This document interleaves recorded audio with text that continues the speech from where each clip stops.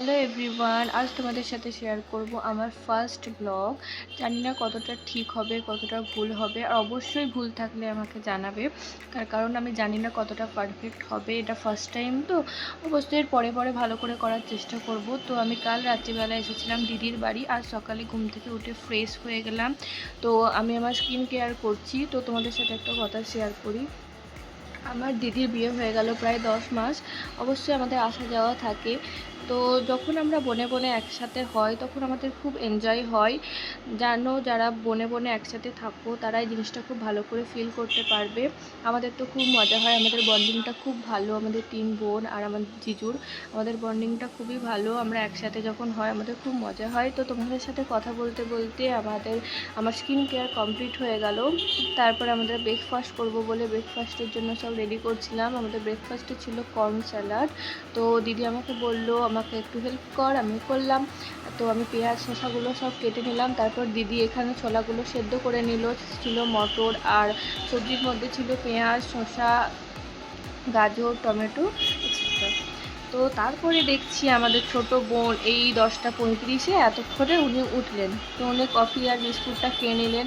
আর দিদিকে বলছি তো কিছু বল, ও বলছে কী আর বলবো, মানে এত দুঃখী। যাই হোক, ওর রেডি হয়ে গেল আমাদের ছোলা কর্ন। তো দিদি জিজুকেও সার্ভ করে দিল, জিজু অফিস যাবে বলে। তারপর আমরা এখানে রান্নার জন্য প্রিপারেশান নিচ্ছি। রান্নাতে ছিল কুমড়োর ছক্কা, আর বিকালে হবে চিকেন স্যালাড। আমি এটা আগে ট্রাই করেছি কিন্তু তোমাদের সাথে শেয়ার করা হয়নি। জিজুকে বলেছিলাম যখন আসবো আমি তোমাকে এটা অবশ্যই করে খাওয়াবো। তো সেটার জন্য এটা প্রিপারেশান নিচ্ছিলাম। আর ছিল আমাদের ঝিঙে পোস্ত, আর হতো দই চিকেন।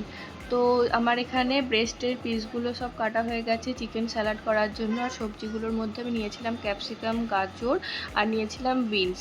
আর দিদি এখানে করছিল কুমড়োর ছক্কা। তো বোনকে বলেছি তুই আজকের ক্যামেরাম্যান। তো ও বলছে কেন আমি ক্যামেরাম্যান হব? আমি বলছি ক্যামেরাম্যানটা হ না, আজ তার জন্য তোর জন্য থাকবে কিছু গিফট। তো দিদি এখানে ছাতুর শরবত করছে, কারণ জিজু এরপর অফিস যাবে খেয়ে। তো আমি এখানে সবজিগুলো কেটে নিচ্ছি। তারপরে বোন যে কী বলছিল আমার নিজেরও আর মনে নেই। তো ও আমাকে বকাচ্ছিল, আমি বলছিলাম তুই চুপ করবি। তো আমাদের এরকম খুনসুটি ভালোবাসা সবসময় লেগে। দিদি এখানে চিকেনটা করবে বলে সব ম্যারিনেট করে রাখছে। আর বোনকে বলেছে তুই হচ্ছিস আজকের ক্যামেরাম্যান। তো এইভাবে আমাদের বনে বনে ভালোবাসা সবসময় থাকে। হ্যাঁ, অবশ্যই ছোটোবেলায় যা মারপিট হতো, বিশেষ করে আমার দিদিরা আর আমার মধ্যে, কি বলবো, মা বলতো তোরা যে কি করবি, কিন্তু এখন বাবা মাও অবাক হয়ে যায় যে আমাদের মধ্যে এত মিল কিভাবে এলো। তো দিদি এখানে বলছে যে আমি এটা বাড়িতে বানিয়েছি, এই মশলাটা অবশ্যই শেয়ার করবি তোর ভয়েসে। তো জানি না, পরে তোমরা যদি জানতে চাও আমি পরে কোনো ভিডিওতে বলবো। ওর এটা একটা হচ্ছে পার্সোনাল মশলা বানানোর টেকনিক। তো এখানে দই চিকেন করার জন্য, চিকেনটা ম্যারিনেট করার জন্য সব মশলাগুলো এখানে দিল। আমি বলেছিলাম তুই তোর রেসিপিটা ভয়েসে দিবিও, বললো না না আর ভালো লাগছে না, তুই দিয়ে দে। ঠিক আছে, নেক্সট টাইম তুই দিবি। তো এখানেও দিচ্ছে টমেটো বাটা, আর দিয়েছিল ধনে বাটা, নুন, হলুদ, ধনে গুঁড়ো, জিরে গুঁড়ো, গরম মশলা আর সর্ষের তেল দিয়ে এটা মিক্সড করে রাখছিল কিছুক্ষণের জন্য। তো মিক্স করতে করতে আমাদের চলছিল গান। তো বোন ওখানে ক্যামেরা করতে করতে ড্যান্স করছে। আমি বললাম ঠিক করে ক্যামেরাটা ধরবি, ফার্স্ট টাইম করছি। ও বলছে পারবো না, ভালো লাগছে না। আমি বলছি কর না রে। তারপরে আমাদের তিনজনে যে আমরা কি গল্প করতে করতে করছিলাম। আমার বোন আছে শাশুড়ির মিডিলে, ওকে যদি কিছু কাজ বলা হয় করে দেবে, কিন্তু আমি সবসময় আমাকে দিয়েই কাজটা করাতে হয়, বল এরকম করবে। আর আমাদেরকে কেমন ডিস্টার্ব করছে দেখো। তো আমি এখানে চিকেন স্যালাড করার জন্য চিকেনগুলো ধুয়ে রাখছি। এটা আমি ম্যারিনেট করে রেখে দেবো। একবার দিদি ডাকছে যাই এটা দেখা ক্যামেরাতে, আমি বলছি একবার এটা দেখো। বলছে আমি কোন দিকে যাব, তোদের জ্বালায় আমি মরেই গেলাম। তো আমি এখানে চিকেন স্যালাড করার জন্য চিকেন ব্রেস্টগুলো আমি কেটে নিয়েছিলাম, তোমাদের সাথে আগে শেয়ার করলাম।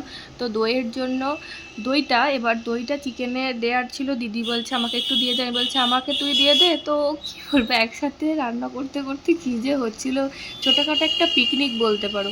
তো দইটা আমি দিদির দই চিকেনেও দিয়ে দিলাম। আর চিকেন স্যালাড করার জন্য আমি চিকেনটা ম্যারিনেট করে রাখছি।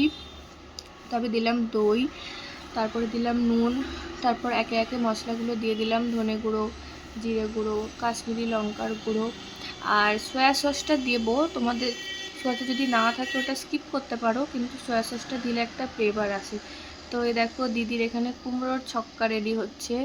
তো ও আমাকে বলেছিল যে রাঙা আলু দেবো। আমি বলছি রাঙা আলু তো আমি কোনোদিন খাইনি। ও বললো রাঙা আলুটা নাকি খুব ভালো এমনি আলু খাওয়ার থেকে। হ্যাঁ অবশ্যই তোমরা যারা ডায়েটে আছো তারা রাঙা আলুটা ট্রাই করতে পারো, ওটা অবশ্যই খুব ভালো। আর এখানে চিকেন স্যালাডের জন্য আমি মশলাগুলো সব মিক্সড করে একটু ফ্রিজে রেখে দিলাম। ফ্রিজে থাকলে ওটা ম্যারিনেটটা ভালো হবে।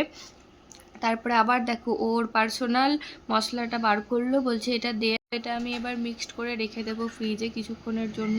তোমরা যারা ডায়েট করছো তারা এই চিকেন স্যালাডটা অবশ্যই ট্রাই করতে পারো। এটা আমি আগেও খেয়েছি, আমি নিজেও ডায়েটে ছিলাম। তো 1 মাসের মধ্যে আমি 3 কিলো কমেছি। আমার ওয়েট লস জার্নি আমি তোমাদের সাথে শেয়ার করছিলাম। আসলে খুব ব্যস্ত থাকি, কলেজ টিউশন আর আমার বাড়ি এক জায়গায়, আমার কলেজ লাইফ আর এক জায়গায় কাটছে। তো এই রকম ব্যস্ততার জীবনের জন্য আমি আমার ইচ্ছার হচ্ছে তাও আমি পারছি না এরকম ভিডিওগুলো শেয়ার করার জন্য, বাট আমাকে ট্রাই করতে হবে। সবাই আমাকে বলে, আমার বন্ধু বান্ধব বা ফ্যামিলিরা, যে তুই পারিস যখন করছিস না কেন। আমি বলছি হ্যাঁ হ্যাঁ করবো বলেই করা হচ্ছে না, বাট তোমরা যদি আমাকে ইন্সপায়ার করো আমি আরও এরকম ভিডিও করব। আর তোমরা যদি কুমড়োর ছক্কা রেসিপিটা জানতে চাও আমাকে অবশ্যই কমেন্টে জানাবে। আর কুমড়োর ছক্কাতে একটা ডিম দিলে খুব টেস্ট লাগে। এটা কারা কারা করো জানি না, বাট এটা দেবে, এটা খুব ভালো লাগে খেতে, একটা আলাদা ফ্লেভার আসে আর টেস্টটাও খুব ভালো হয়। তো দিদি একটা ডিম দিয়ে দিল। তোমরা যেরকম পরিমাণ তোমাদের তরকারি হবে তোমরা সেরকম ডিম দেবে। আমাদের এটা মিনিমাম 3-4 জনের মতো ছিল তো খাবারটা, তো তার জন্য একটা ডিমই দিয়েছিলাম। তো এখানে কুমড়োর তরকারিটা হচ্ছিল, ও এখানে উপর থেকে ছোলা দিয়ে দিয়েছিল যাতে আরও টেস্টটা বেড়ে যায়, আর দিয়েছিল রাঙা আলু। এবার চিকেন ব্রেস্টটার জন্য তোমাদেরকে আগেই বলেছিলাম যে সয়া সস দেবে, আমি এটা ভুলে গেছিলাম। তখন আমার বোন বলল এই দিদি সয়া সস দিবি না? আমি বললাম হ্যাঁ হ্যাঁ তুই যাকে ফার্স্ট টাইম একটা কাজের কথা বলেছি। তো জিজু অফিস যাবে বলে রেডি হচ্ছিল, দিদি ওখানে হেল্প করছিল জিজুকে, জিজুর টিফিন দেওয়ার জন্য। তো আমি এখানে দিদির রেসিপিটা নিজে থেকে একটু করছিলাম, আলুগুলো ভেজে নিতে বললো। তো দিদি ওখানে চিকেনটা করছিল, আমি একটু আবার স্কিন কেয়ার করে নিলাম। আসলে আমার এই অ্যাকনে প্রবলেমগুলো, আমার ফুড পয়জন হয়েছিল, তারপর থেকে আমার এই অ্যাকনে প্রবলেমগুলো ভালো হচ্ছে না। আমি অনেক ডাক্তার দেখিয়েছি, বাট আমি কী করব নিজেও ভাবি না, সব হতাশ হয়ে পড়েছিলাম। বাট সবাই আমাকে বলল যে না তুই চালিয়ে যা, স্কিন কেয়ার কর। বললাম ঠিক আছে, ন্যাচারালি যদি কিছু করা যায়। তার জন্য বরফ দিস, একবার করে সারাদিনে বরফ দেওয়া খুব দরকার। অবশ্যই বরফটা দিলে তোমাদের ব্লাড সার্কুলেশন বাড়বে, সেটাতে তোমাদের খুব হেল্প হবে যাদের পিম্পল আর যাদের অ্যাকনে রয়েছে। তারপর আবার বোন চলে এলো, ও হচ্ছে আজকে সেরা ক্যামেরাম্যান। এই দেখো এখানে চিকেন রেডি।